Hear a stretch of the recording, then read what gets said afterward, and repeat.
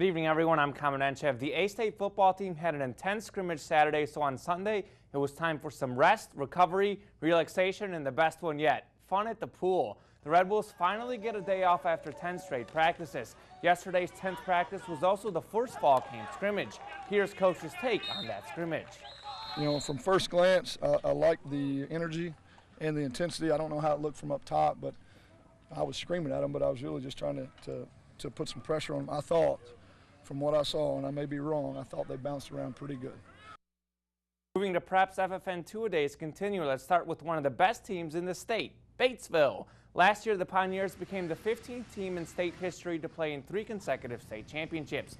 Batesville lost a heartbreaker in 2013. The Pioneers have 4 starters back on offense and 3 on defense. But one of the state's top QBs, Kenton Crawford, is back, and he has high goals for 2014. Not just to get back, but to win it all this year and to make sure that we don't have to make it as close as it was last year, as close as nail-biter. Because we've been there before, we've had some experience with the playoffs, and it's not a lot of, we don't really go in with like bright eyes and kind of scared of what might happen because we've seen the competition and we know what's there. We tell the kids all the time, I mean, tradition is a double-edged sword. It helps you take great pride in it, but at the same time, you're not going to win just because you've got that little funny man on your helmet.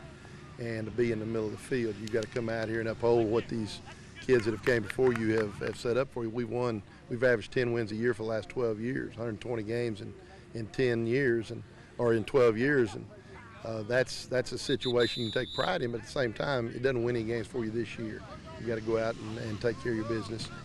About 10 minutes away, Southside was also practicing. The Southerners are coming off a tough season, but hopes are high for a turnaround and perhaps even some Southside history. We've never made the playoffs here, you know, and we think it's about time to change that. You know, we've been close a couple of years, ended up barely out 2 years in a row, and then last year was a rough year for us. But that's been a goal for us. We're in a very tough conference, but we feel if we can get into the playoffs, we can make some things happen once we get there. Basically, we're expecting to shut some offenses down. We have a new scheme. Yeah, just be prepared. Well, this is the best offensive line I think Southside's ever had. We're averaging around 280. We'll push you off the ball, and I think it makes the world of difference when we have an offensive line that's willing to get out there and do the hard work. And FFN two-a-days continue with Blytheville and Gosno. You hear from both teams Monday on Region 8 Sports.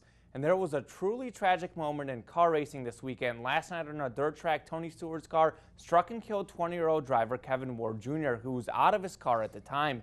The investigation is ongoing, but as of right now, it's not considered a criminal investigation. Stewart pulled out of today's Sprint Cup Series race at Watkins Glen following the incident. But back to the competition, A.J. Allmendinger would go on to win the race. And that's sports. Now a break.